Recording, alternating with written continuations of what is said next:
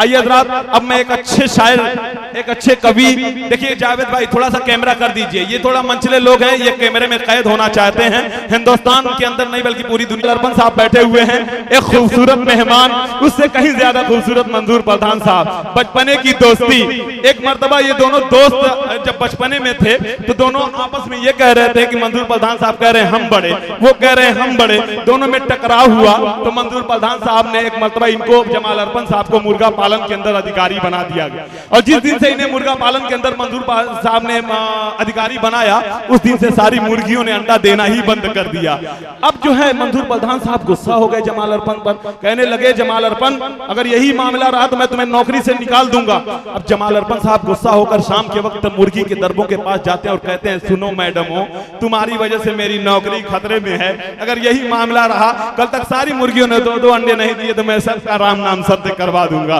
धमकी देकर चले आए। जब सुबह सवेरे जमाल अर्पण साहब जाते हैं तो देखते हैं कि सारे दरबों में दो दो अंडे, एक दरबे में एक अंडा। जमाल अर्पण ने उनकी मुंडी पकड़ी और कहा क्यों रे, तेरी इतनी हिम्मत कि तूने मंजूर प्रधान साहब के दोस्त जनाबे जमाल अर्पण का तूने हुक्म नहीं माना। कहा साहब आप ही का डर था जो मैंने एक अंडा दे दिया, वरना मैं तो मुर्गा हूं।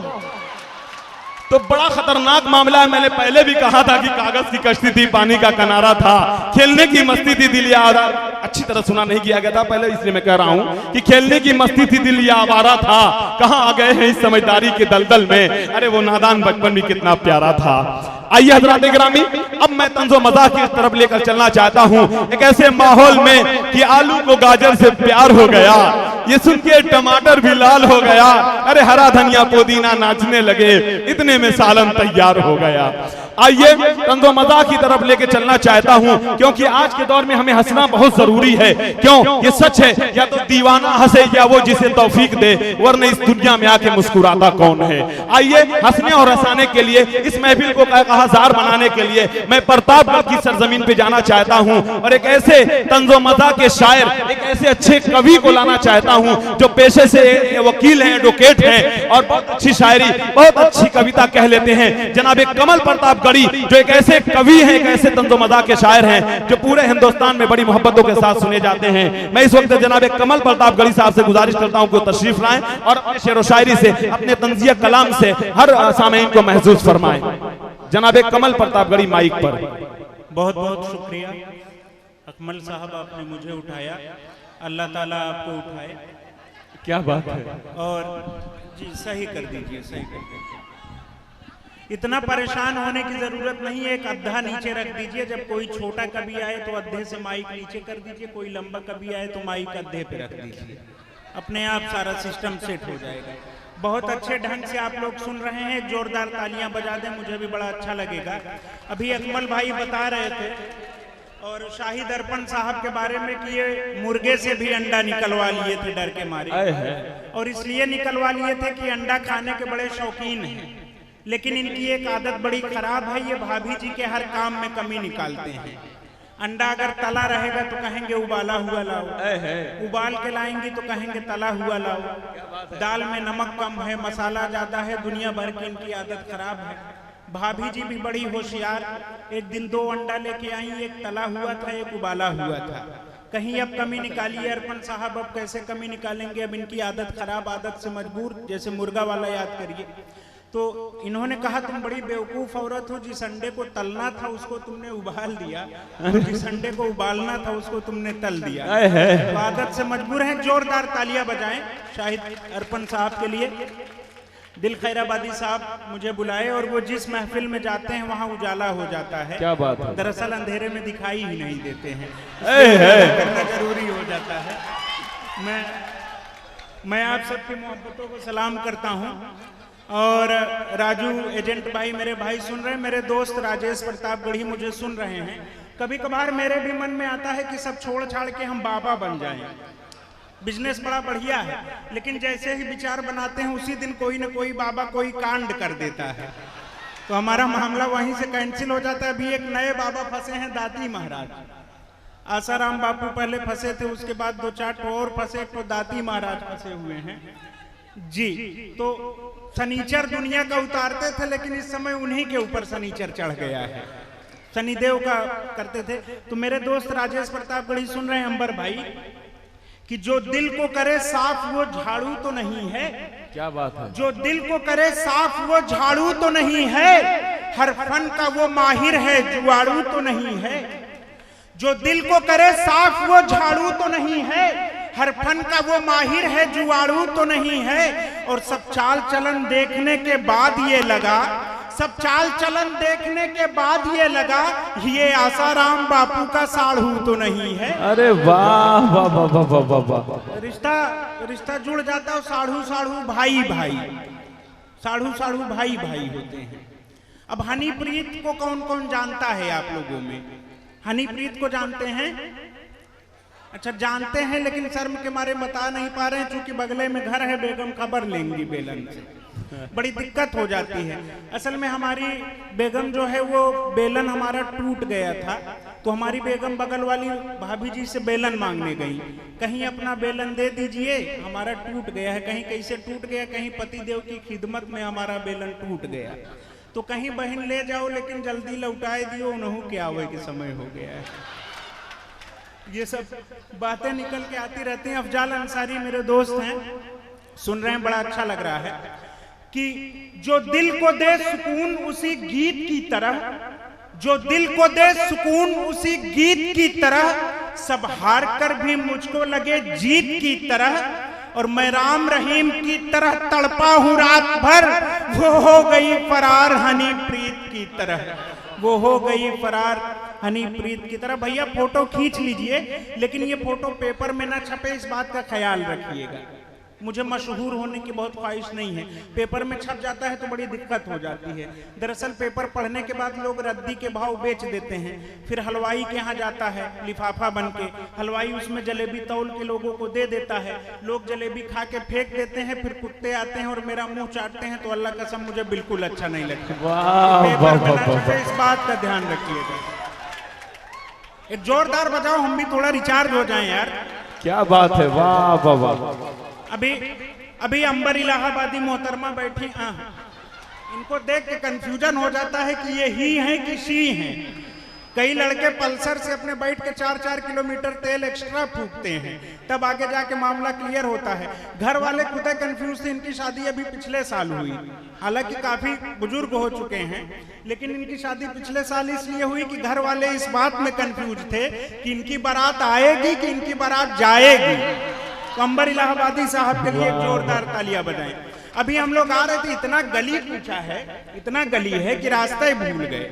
तो आ रहे थे तो एक आदमी वहां बैठे थे, तो हमने कहा भाई साहब ये जहां खैराबाद वाला मुशायरा है दिल भाई का, वो रास्ता यही जाएगा क्या? तो उन्होंने कहा और का। फिर थोड़ा सा आगे आए, एक भाई और मिले, मैंने कहा भाई साहब दिल खैराबादी साहब का जो मुशायरा है वो रास्ता यही जाएगा क्या? तो उन्होंने कहा और का। फिर मैं थोड़ा सा आगे आया तो मुझको आज के मेहमान खुसूसी शाहिद अर्पण साहब मिल गए। मैंने कहा शाहिद अर्पण साहब, ये जिस मुशायरे में आप मेहमान खुसूसी हैं और दिल भाई का जो मुशायरा है वो यहीं पे होगा क्या? तो इन्होंने कहा जी हाँ कमल भाई। मैंने कहा शाहिद भाई एक मामला मेरे समझ में नहीं आया कि एक ही मौजा एक ही इलाका है, मैंने दो लोगों से पता पूछा, उन्होंने कहा और का, और आप कह रहे हैं जी हाँ। एक ही जगह पे दो लोग एक तरह की बात करते हैं, एक लोग दूसरे ढंग से बताते हैं, ये मामला क्या है? तो शाहिद भाई ने कहा कमल भाई दरअसल हमारे यहाँ खैराबाद में जो पढ़े लिखे लोग नहीं रहते हैं, जो अनपढ़ रहते हैं वो कहते हैं और का, और जो पढ़े लिखे लोग रहते हैं वो कहते हैं जी हाँ। तो मैंने कहा शाहिद भाई इसका मतलब आप पढ़े लिखे हैं? तो इन्होंने कहा और का। अरे वाह वाह वाह वाह वाह भाई, बहुत खूब कमल भाई क्या कहने हैं, जिंदाबाद। शुक्रिया, बहुत अच्छे बहुत अच्छे। देखिए कहां से हंसी निकल के आती है, छोटी छोटी घटनाओं से कैसे। देखिए ये शायर और कवि का नजरिया होना चाहिए। आपकी नजर अच्छी हो, देखिए आपकी नजर अच्छी हो तो हर जगह अपने काम का मैटर ढूंढ लेंगे। मेरे नौजवान दोस्त इस बात को समझते होंगे और हर जगह अपने काम का मैटर ढूंढ भी लेते होंगे। ये देश तभी चल रहा है। अभी अंबर भाई आ रहे थे ऑटो से, वहां मुस्कान ढाबा एक पड़ा, मैंने देखा। मुस्कान ढाबा के बाहर जैसे ही रुके तो ये बढ़ रहे थे तो एक आदमी ऑटो से पान खा के थूका और अंबर भाई के कुर्ते पे उसका थूक पड़ गया। नया चिकन का कुर्ता एकदम सफेद पहने हुए थे। इन्होंने उसकी तरफ घूर के देखा, उसने कहा भाई साहब गलती हो गई। अंबर भाई ने कहा कि फिर से थूको। उसने कहा भाई साहब गलती हो गई, मैं माजरत चाहता हूँ। अंबर भाई ने उसको 500 की नई वाली नोट निकाल के दिया, कहा आप तो थूक दो। 500 रुपया ले लिया और अंबर भाई के कुर्ते पे फिर से थूक दिया, और अंबर भाई ऐसे ही आने लगे कुर्ता फैलाए हुए। तो आदमी दौड़ के आया, कहा भाई साहब एक बात मेरी समझ में नहीं आया कि आपने थुकवाया क्यों, और थुकवाने के लिए 500 रुपया भी दिया। तो अंबर भाई ने कहा कि दरअसल हमारी बेगम कहती हैं कि हमारे अलावा कोई तुम्हारे ऊपर थूकेगा भी नहीं, तो उन्हीं को दिखाने जा रहे हैं। तो ऐसे अंबर साहब हैं कि नजर भाई हैं, इलाहाबाद में गए तो उन्होंने, मुख्यमंत्री जी का दौरा था, उन्होंने कहा आपने वादा किया था कि सारे गड्ढे 1 साल में भर जाएंगे, लेकिन कोई गड्ढा भरा नहीं। आइए तो जगह जगह जो है बाइक से बड़ी प्रॉब्लम होती है। तो नजर भाई ने पूछा तो योगी जी ने उनको जवाब दिया कि आंखों में आंसू होंगे, जज्बात तो आने दो। आंखों में, मंजूर प्रधान साहब आपको सलाम करता हूं, और ये आपके इस दयार की खुशनसीबी है, कितना पावरफुल शख्सियत का। और ये मतलब आदरणीय नहीं बल्कि हमारे लिए फादरणीय है। हमारे पिताजी भी इन्हीं की एज के हैं। और जी, और ऐसे अगर आपके यहाँ ऐसे मुखिया, ऐसे गार्जियन हो तो उस एरिया को जन्नत बनने में बिल्कुल समय नहीं लगेगा और आप लोग जन्नत नशी हो जाएंगे। कि आंखों में आंसू होंगे, जज्बात तो आने दो। आंखों में आंसू होंगे, जज्बात तो आने दो। योगी जी का जवाब सुनिएगा, और अगर ये सच हो तो दुआएं दीजिएगा कि आंखों में आंसू होंगे, जज्बात तो आने दो, और सपने सारे पूरे होंगे, रात तो आने दो, और गड्ढा मुक्त सड़क होगी, ये वादा अपना है। सारे गड्ढे भर जाएंगे, बरसात तो आने दो। सारे गड्ढे भर जाएंगे, बरसात तो आने दो, अच्छे दिन आने वाले हैं। क्या बात है। 4 साल का इंतजार हम लोगों ने किया अच्छे दिन के लिए। चोरी चकारी की घटनाएं बहुत बढ़ गई हैं। किसी ने पूछा एक भक्त से, अभी मैं आ रहा था ट्रेन में, बड़ी गर्मी लग रही थी, और गर्मी का सीजन है तो जाहिर सी बात है गर्मी लगेगी। तो भक्तों से कभी उलझना नहीं चाहिए। भक्त का मतलब आप लोग समझ रहे होंगे मैं किसकी बात कर रहा हूं। अगर समझ गए हो तो एक तालियां बजाएं, मैं आगे की बात मुकम्मल करूं।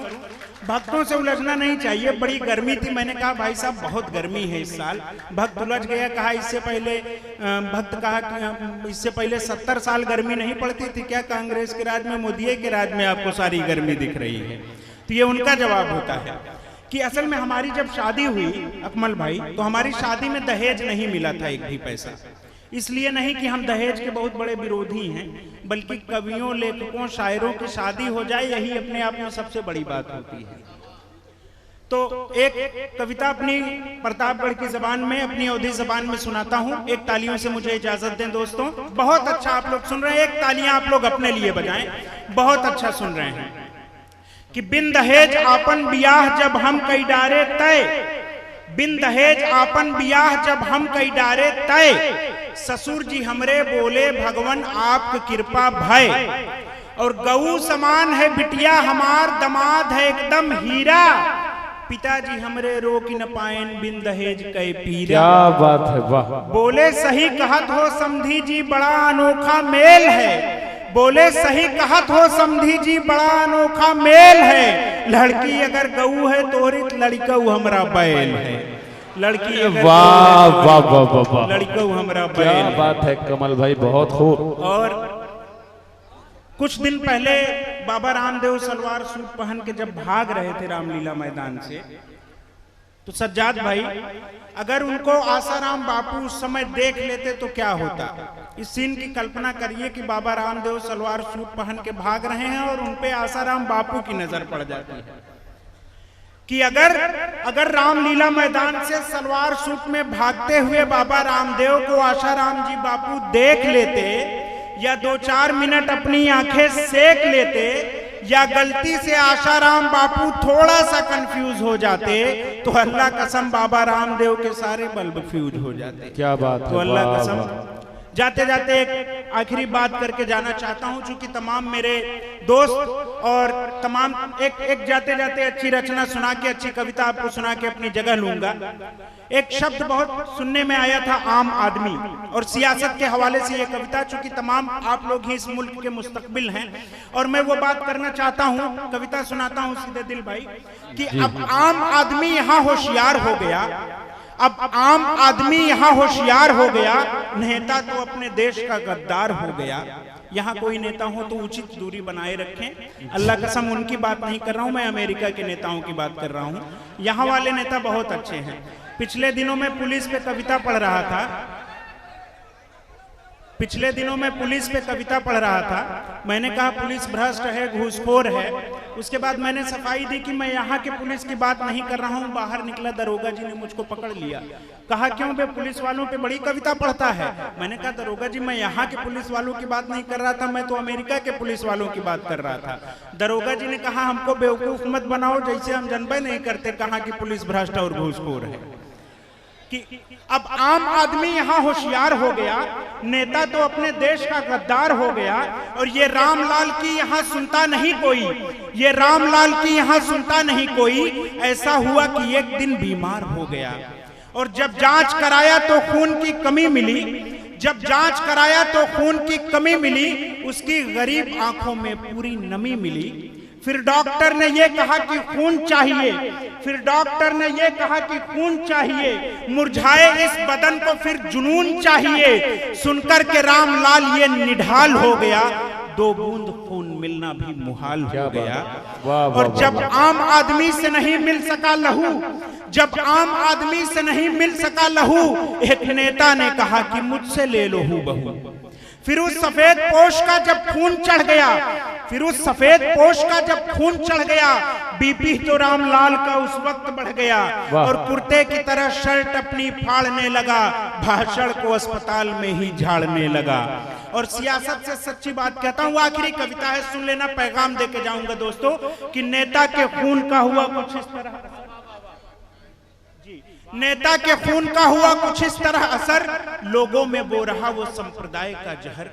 हिंदू को लड़ाता कहीं मुस्लिम को लड़ाता, जहरीले सांप की तरह वो दांत गड़ाता। आज देश के शहीदों का भी मजहब देखा जाता है। आपको फख्र होगा ये जानकर कि जब सारा हिंदुस्तान ईद मनाने में मशगूल था तो एक मुसलमान भाई इस मुल्क के लिए शहीद हो गया। एक नमन शहीद औरंगजेब खान के लिए, क्या बात। जो ये जानता था, उस हदीस को जानता था, अल हुब्बुल वतनी निस्फुल ईमान, वतन से वफादारी आधा ईमान है। और इस बात को साबित करके शहीद औरंगजेब ने इस मुल्क की खिदमत के लिए, इस मुल्क के हिंदू और मुसलमानों के लिए अपनी शहादत दी दोस्तों।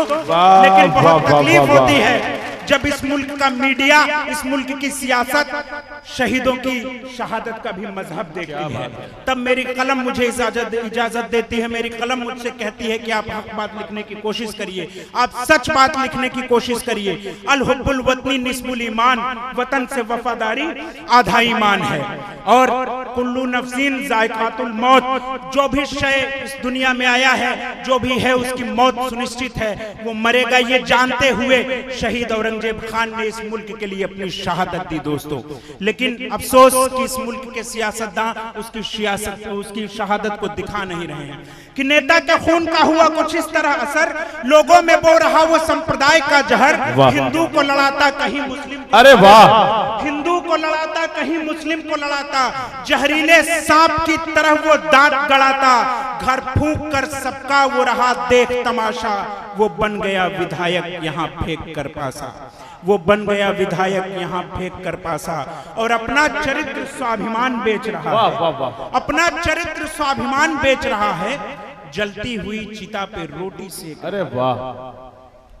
आज सियासत होती है दिल भाई, विकास की बात नहीं होती। 4 साल हो गए, सियासत होती है 3 तलाक पे, सियासत होती है हलाला पे।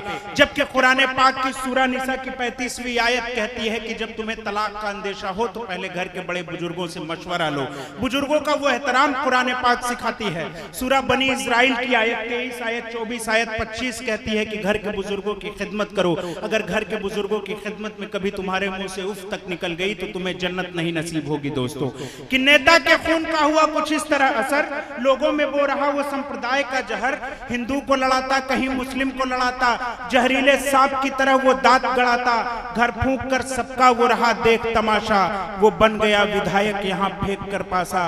अपना चरित्र स्वाभिमान बेच रहा है, जलती हुई चिता पे रोटी सेक रहा है। अब रामलाल है नहीं वो आम आदमी, इस खून के नाते ही हुआ है ये लाजमी। कलयुग है घोर अपना अपना ईमान बचाओ, इंसानियत ये कहती है इंसान हो जाओ। इंसानियत भाई बहुत खूब। वाकई मैं ये कह दूं कि अगर ये अकमल ये बात कहता तो कोई बड़ी बात नहीं होती।